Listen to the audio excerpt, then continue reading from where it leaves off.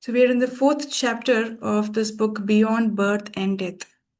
The name of the book, Beyond Birth and Death, you all must be realizing by now why is it titled like that?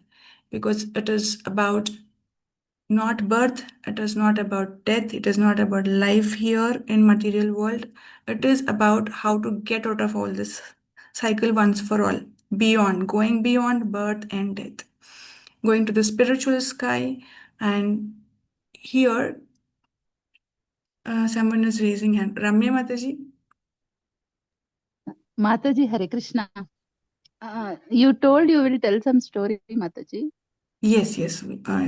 I remember Mataji. Yes, thank you for reminding. Okay. So,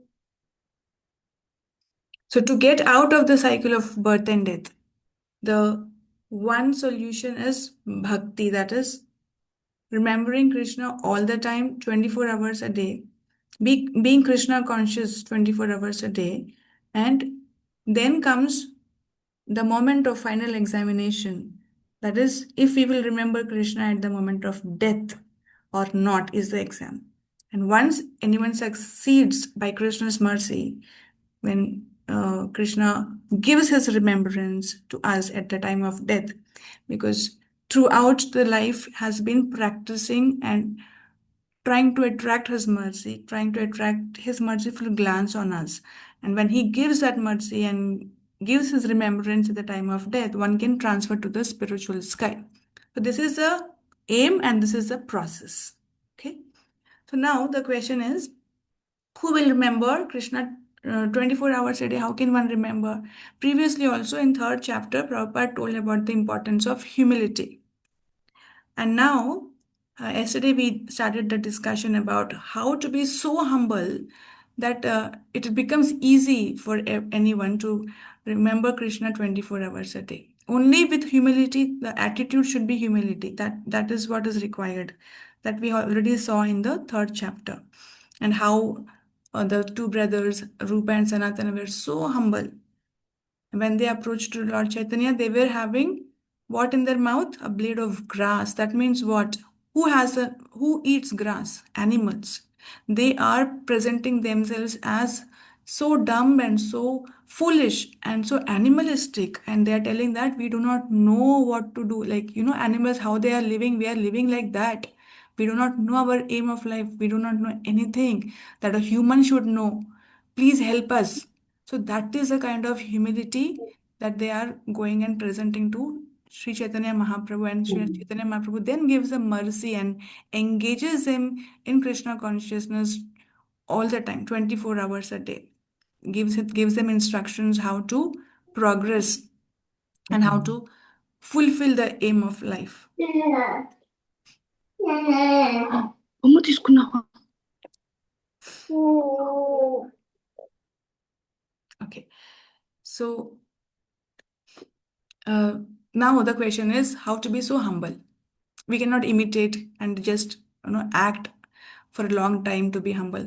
Sometimes it is also useful to fake till we make, they say. And just act for some time and keep acting and keep showing that I will not answer back, or keep tolerating, and that will make one humble. But uh, for a long time we cannot act. It becomes little artificial, and sometimes whatever is there, it is all just suppressed inside. All the negative feelings are suppressed, and acting becomes difficult after a long time. So how to naturally develop the uh, quality of humility? So Prabhupada tells about gratitude. Hmm. When it comes to the sixth canto, the story of Ajamil, he repents a lot after the I'm assuming that everyone knows the story of Ajamil. The Yamadutas come, and the Vishnudutas tell that he has taken the name of Narayan, so you cannot take him.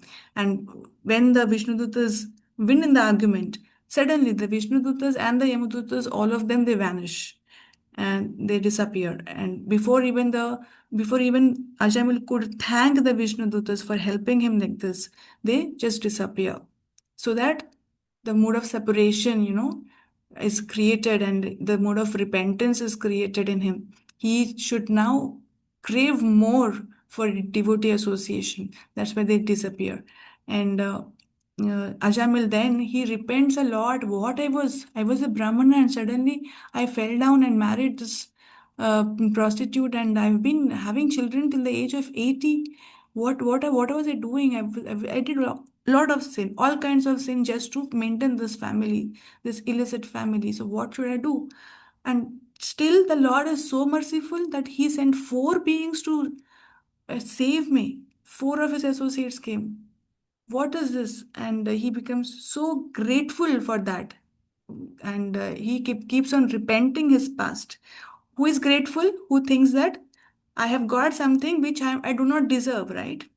So that is the way to become humble. So Prabhupada says, whenever you remember, always remember what kind of life it was without Krishna consciousness and what you have got today.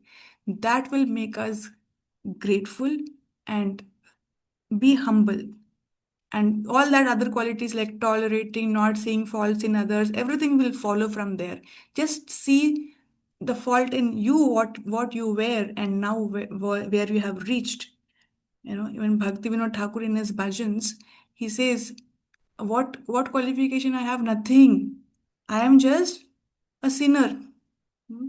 Lifelong, what I have done, I have given only people lot of misery. All this, why is he telling like this? Not because he has done anything, just to show us the mood of how a devotee thinks and feels. He always feels that my past has been so sinful, and now I have got something beyond my qualification. I do not deserve it. That makes him humble, and that way, in that humble attitude, only it is possible to practice Krishna consciousness 24 hours a day so that at the moment of death, it happens that Krishna's remembrance is there with us. Otherwise, what we will remember? All through the day, if we are not humble, what we will remember? We will see faults in others. We will see something good in us. Will that help us to be remembering Krishna? No. A real humble and grateful person, what whenever he sees a fault in others, yeah, you may ask, there are faults in others. So there will be faults in others. They're not perfect, no? They're in material world. So how will we not see faults? Because there are faults, we will see faults. The answer is this: the real humble person, the person I'm talking about, who is grateful and thinks about what his past was and how he has got this divine path to go. What he thinks is, yes, there are faults in others, but they are way better than me. Still, they are way better than me. I have someone who has millions of faults, and someone sees that there is one fault in others. What he'll think? I am having so many faults, which are so many, and this person has only one fault. So great he is, right? So that is how a grateful person who thinks in a way of gratitude and repenting his past, he thinks that the faults in others are very minor, and himself he always is very much focused on his own faults. How many anarthas I have, how I am thinking. Not in the sense that he's blaming himself, but he's seeing his mind how contaminated it is. Like a outsider is seeing his mind and thinking that so many faults in you and you are finding fault in others. And that way, he keeps beating the mind all the time. That's what Bhakti Siddhanta Saraswati Thakur says, no? Wake up in the morning and beat your mind with broom. Before going to the bed, beat your mind with shoes. That is a kind of Acharya, lion guru. He talks. Uh, just do not fall in the trap of the mind. It will show faults in others. It will tell that you are great, but keep reminding it who you are, what you have been doing before coming to Krishna consciousness. Now that you have read a few books, you have known a few philosophy, now you think you are pure soul. So there is so much contamination that you are seeing faults in others. That is a qualification of Uttamadhikari. You know, Uttamadhikaris, they cannot see any fault in others. They only see faults in themselves. That's all. They cannot see any fault in others. For when I was doing my nectar of devotion class during my Bhakti Shastri days, I used to wonder this: how can one cannot see any faults? Faults are there; they will see. Okay, after seeing, they can tell to themselves that, okay, my faults are greater. Okay, that's fine. And they are also devotees, they're practicing, so they will overcome one day or the other. They are just taking a shower right now. I cannot judge them. When someone is taking a shower, we cannot tell that you are dirty because they are taking shower. Similarly, devotees who are chanting and they are cleansing themselves, that time I cannot say that they are still faulty because they are cleansing anyway. So these things I used to understand, but one question used to come to me, but how can one cannot see any faults? That My teacher then explained that at that stage of a Uttama Adhikari, he really cannot see any fault. Even if someone is taking a liquor bottle in his hand, he will only think that this is Ganga Jal going for Abhishek of the Lord. He cannot see that is the stage he has reached.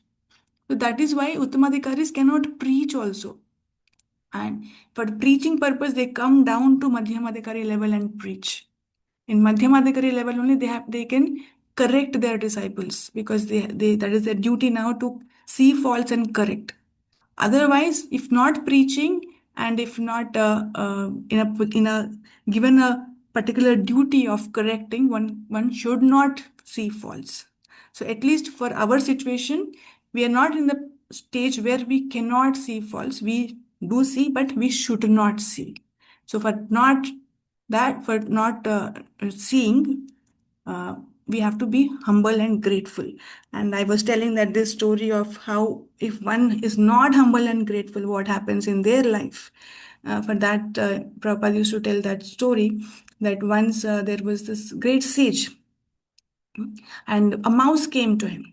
The mouse says, there is a cat behind me, please save me, please save me. And the sages are compassionate. Although they know that this is all material body only, but they are very compassionate and they say, okay, become a cat. Hmm? And sorry, become a dog, so that the cat will be afraid of you. And once the he becomes a dog, uh, slowly he that soul particularly that was having a mouse body before, he develops this that I want to now save myself from lions also. This is a that used to be a forest area, and there are lions here. I want to get myself saved by these lions. And he again requests the sage, can I become a lion? You can give me any body that I want. Please help, please help. So the sage says, okay, become a lion. And then when he becomes a lion, this mouse basically, it is now looking at the sage, as food. It is trying to, is the vision of that lion, the sage could understand and says, now you want to eat me? Okay. Then he says, Puna Moshiko Bhava. You become a mouse again. What happens if we are not grateful for what we have gotten, the mercy? Prabhupada says you will become exactly same like before. Before coming to Krishna consciousness, what all activities you are doing, that you will start doing. So whenever we are having the desire to do do those activities, that time we have to understand that this is the mushika mentality that I am getting, that I am thinking that those activities are good, great, gave me a lot of happiness, and these activities are boring. That means that you are not being grateful for what you have gotten. You are thinking that you were having a great life before. This is a mushika mentality. They will have wrong desires. This lion had, which was a mouse, it was having a wrong desire to eat that sage only because that gratitude is not there. Rather, enjoyment propensity is increasing. So I hope the point is clear. Basically, you can say there will be a fall down when you are not grateful. That is what is called as a fall down. Fall down is not grossly that someone is starting to eat meat and all that, but the fall down is starts with the subtle desires that we will look back and see that I used to enjoy like that. I used to have those kind of friends. Now let me again try that. I can balance both maybe. These kind of things will start slowly dragging, and then Puna Mushiko Bhava. Again back to the same life how we started. Right now, we are progressing to the spiritual world beyond birth and death. So that is one point that I wanted to make yesterday. So we'll continue. If we are all at all interested from here, who will read?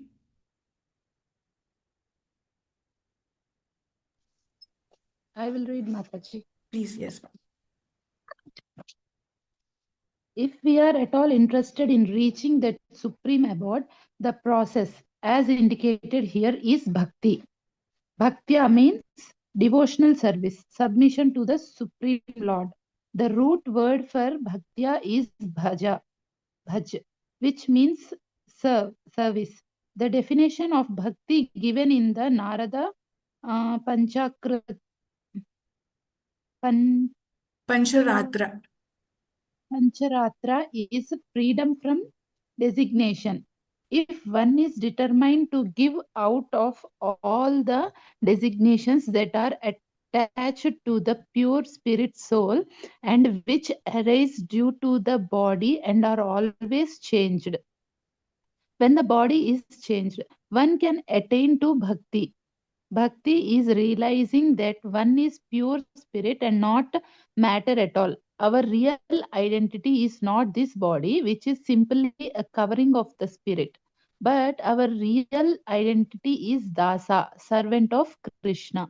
When one is situated in his real identity and is rendering service to Krishna, he is a Bhakta.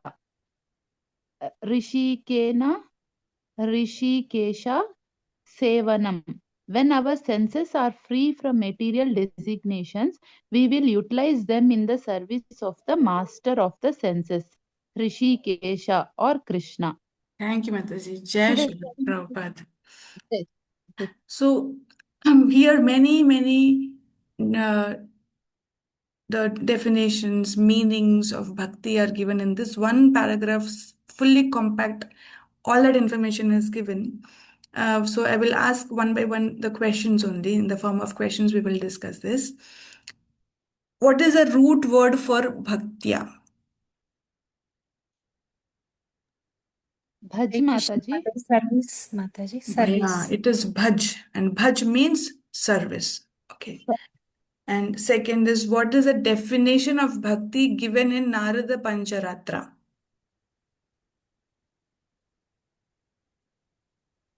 Freedom from designation, Mataji. Freedom from designations. One meaning we understood bhaktya is coming from bhaj, that is service. Second meaning is freedom from Sir, designations. I am this, I am that. All that will not be there in bhakti. Okay. Uh,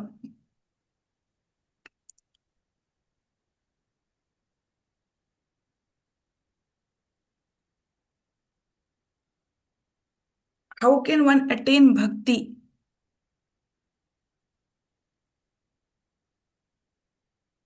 when he will leave all the desires, Mataji, attached to the pure soul. Designations attached. Yeah. If one is determined also to get out of all the designations that are attached to pure spirit. The pure spirit has got no other designation other than being servant of Krishna. But all these other designations are now attached to this, that I am this body, I am this mind, I am so and so, I have this family, I belong to such caste, or I belong to such nation. All this is all attached to the pure spirit soul. And if one is just determined to get out of it, that way also one can attain to bhakti. Okay. This determination is required to get out of all designations. Okay. Now, bhakti is realizing what? That we are pure spirit, not the material Not the matter at matter. all. Yeah. So Mm. one is determined and then one realizes this, that is also bhakti, right? Mm. Then the bhakta, the bhakta, what he does with his senses. He should render service to Krishna, Mataji. Yeah, so Bhakta, what he does is Rishikena, Rishikesha Sevanam. Rishikesh is Krishna. Rishi means senses. The actual controller of our senses is Krishna only. He should control our senses. We should not think that we are the controllers of senses and we engage our senses in our enjoyment. No. Once these senses are actually engaged in the senses of sense pleasure of the controller of senses, then it is bhakti. And one who is situated in his real identity and is rendering service to Krishna, he is called bhakta. And here our senses are free from material designations. We utilize them in the service of the master of the senses, that is Rishikesha or Krishna. Now the question comes about service, how the service should be rendered, right? I mean, previous to this also it was told that one should remember, be in Krishna consciousness 24 hours a day. That is also service, right? Remembering Krishna is also service. Many kinds of services are there. The next paragraph tells about how it should be served, how the service should be. Yeah, please continue, Mataji. Yes, ma'am. As Rupa Goswami points out, we have to serve Krishna favorably. Generally, we want to serve God for some material purpose or gain. Of course, one who goes to God for material gain is better than one who never goes. But we should be free from desires for material benefit. Our aim should be to understand Krishna. Of course, Krishna is unlimited and it is not possible to understand him. But we have to accept what we can understand. Bhagavad Gita is specifically presented for our understanding. Through receiving knowledge in this way, we should know that Krishna is pleased and we should serve him favorably. According to his pleasure, Krishna consciousness is a great science with immense literatures and we should utilize them for the attainment of bhakti. Thank you, Mataji. So, Rupa Goswami points out, actually, all this definition of bhakti is coming from Bhakti Rasamrita Sindhu, written by Rupa Goswami, translated into English and called as Nectar of Devotion by Srila Prabhupada. And there, this definition of bhakti he gives in detail. And Prabhupada is trying to give an introduction to that here in this book. Uh, that bhakti means, first of all, serving Krishna with our senses. Okay. And secondly, it should be favorably done. Remembering Krishna should be favorable, serving Krishna should be favorable. That means what? Okay, first of all, remembering Krishna should be favorable. Uh, who all remembered Krishna? Can you give some examples from the scriptures? Who all always remembered Krishna?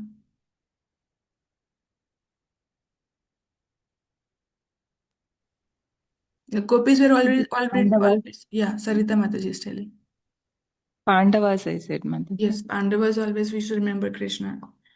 And gopis also always are in separation with Krishna. Ambrish Maharaj. Ambrish Mhm. Maharaj. Prahalad Maharaj. Prahlad was always remembering Krishna. Dhruva Maharaj. Narad. Narad Muni always remember Krishna. Very nice. Did Kamsa always remember Krishna? Yes, Mataji. Yes, Mataji. Yeah. So what is the difference? Why is Kamsa called a demon? All these are called great devotees. Why? In He is favorable not way was remembering serving. favorably, Mataji. Yeah, correct. So that is the meaning of serving Krishna favorably. And people also, Prabhupada gives another example here that people serve, if someone is serving Krishna for material gains, is that not service? That is also service, but it is not favorable. Now I understand the difference, how the service should be. It should be favorable. But still Krishna is very merciful.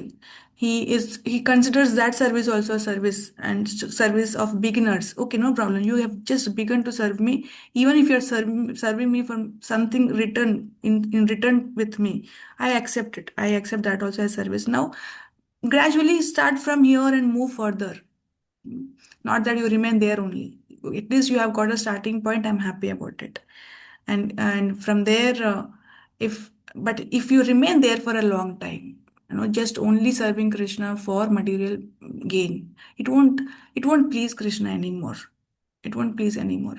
And there will be some calamity later on unnecessarily, because you are using Krishna for a long time. Krishna is not a Krishna is and yesterday also we were discussing, he is sorry, I was discussing in another class that one, that he is the cheater of the cheaters, the best cheater. If you keep on thinking that I will give a little and get a lot from Krishna, for some time he will turn a blind eye, give a benefit of doubt, but for a longer time it won't happen. Uh, so one story came to my mind from one Purana only, and the place of this is somewhere in Karnataka only. It was a nice Brahmana community, and that particular community, they used to always, every home had a yagya kunda. They used to always do yagyas to the Lord, and um, and among all the Brahmanas, one Brahmana was the one who always used to think that, okay, everyone is doing the yajna and everyone is doing nice, very great, but in return, they're asking for something from the Lord. This used to pain him a little. Why at all they are being so attached to the some material benefit or gain in return to this? He used to have little pain about it. But anyway, the majority of Brahmanas were like that, and he was also very poor, and others were doing little great and better in spiritual, sorry, their material lives. They were all opulent. No one used to listen to him if he even wants to make such points. So life was going on. And one day, what happened? One Brahmana's house, then one wife of a Brahmana, she by mistake she spat in the yagya kunda in the evening time. Daytime they had a yagya and all. Evening time she somehow it was a dark time or something, and she spat in the yagya kunda. Later on, she realized in the next morning, oh, where I was spitting. Oh no, I did a aparadha. And she went back and see there. What was there? She found a gold coin. And this amazed her. She said, I spat there and it was a gold coin. Yesterday, she was feeling wrong about what she did. And today, she started thinking, maybe I can try this again and see what happens tomorrow. And she did this in the evening again. Next day, morning again, she found a gold coin. And then she told her this thing to her mother-in-law. This is what is happening. And mother-in-law, initially she scolded, what are you even saying? You are spitting into the yagya kunda and you're talking about getting gold in return. But slowly the daughter-in-law could convince the mother-in-law that you also try and see. It is only me spitting, or maybe your spit also will make the same result. And the mother-in-law got convinced. She says, okay, I will see. My spitting also, my saliva may also have some powers, not only my daughter-in-law. And she tried it in that evening. Next morning, there was a gold coin. And this slowly, the ladies, they cannot, they say they have to share with someone about what is happening. And suddenly, the full this rumor or whatever the information, it was getting spread in the whole village, and it reached everyone, and everyone was spitting in their yagya kundas and getting gold coins the next morning. It reached to this brahmana also, who was initially very much taking pain about this fact that people are doing yagyas for some material benefit. It reached him also, and his wife, he told him, and they were both very morose about what is happening in the village.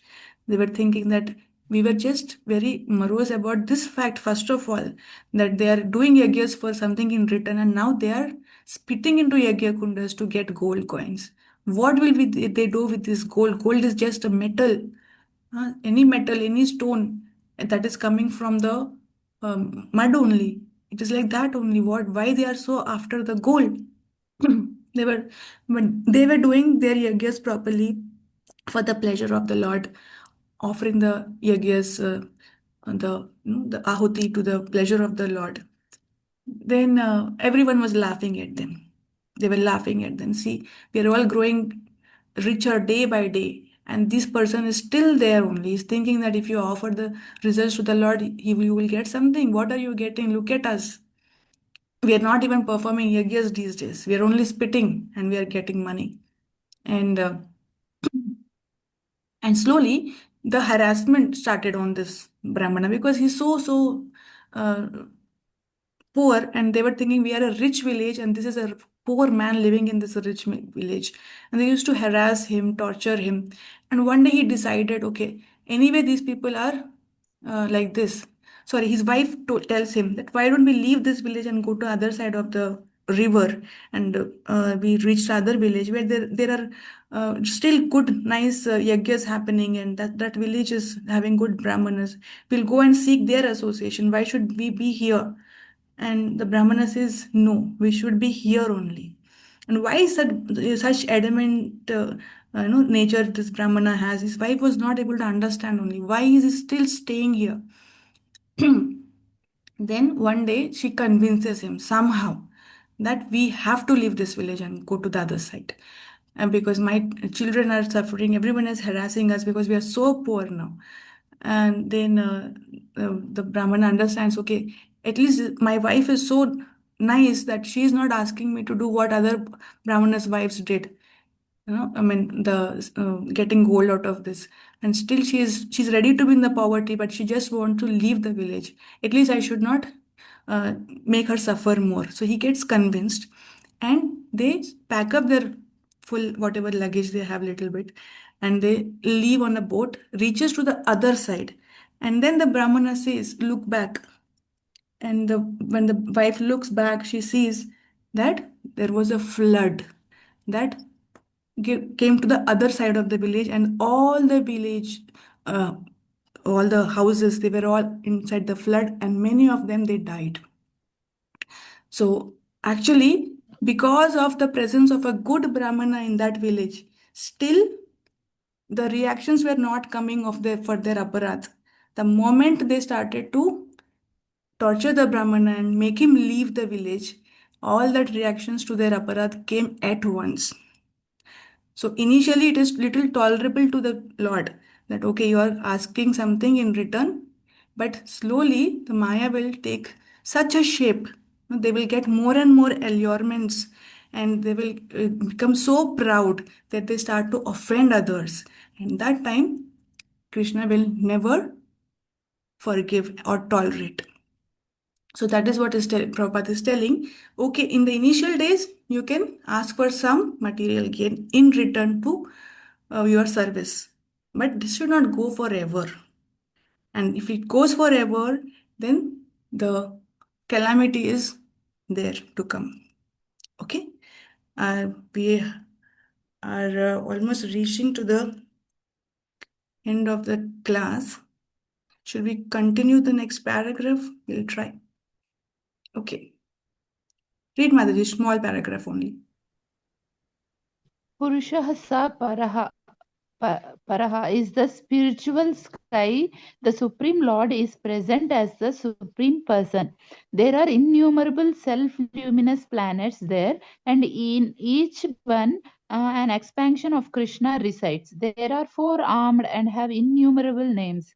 They are all persons. They are not impersonal. These Purushas or persons can be approached by bhakti, not by challenges, philosophical speculations, or mental con- conclusions, nor by physical exercises, but by devotion without the deviation of fruitive activities. Hare Krishna. Thank you, Mataji. So there are, yesterday I was telling about why the Goloka is called Param Dhama. Krishna says Param Dhama. Because one reason is also this that the Purusha Param, he resides there, the Supreme Person resides there. And also he resides in the self-luminous planets of Vaikunthas in the 400 form. So any of these forms one can remember. And these are all persons. They are not impersonal. All these are persons. Like we see persons here. There are persons in spiritual world, and there is a supreme person, supreme personality of Godhead. What a phrase, what a word that Prabhupada has given us. It was never there before in any book, because we are not impersonal. We are personal. We know Lord is personal and He's a person. We have to serve Him. We are His servants. We are also persons. We do not merge into something and become nothing. No. This impersonal concept is really challenged and really always spoken very strongly against by Bhaktisiddhanta Saraswati Thakur. And also Prabhupada imbibed the same mood.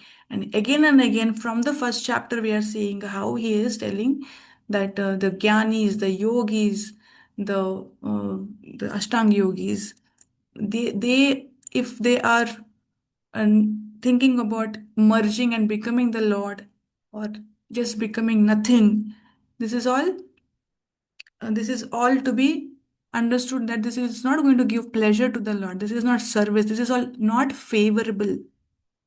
Favorable one means favorably serving means serving the person Lord in the way he gets a lot of pleasure. Okay, not that we derive something from him back. Like how comes also he was remembering all the time, but he was remembering in a spirit of uh, becoming a god and getting more power than the god, always remaining powerful than God. So that is unfavorable. So Kansa was fighting, but Bhishma also fought. When Mataji told him, Bhishma was also always remembering Krishna. Bhishma was also fighting with Krishna. On the other side, he was on the Kaurava side. But why he was fighting? To give pleasure to Krishna. Krishna likes Veera Rasa. Sometimes he likes to fight with his devotees and get the Veera Rasa out of it. Like how the Gopas and also they all, with the as a child Krishna used to fight. And then he says, if you get defeated, then you have to carry me. Like these kind of challenges, this kind of place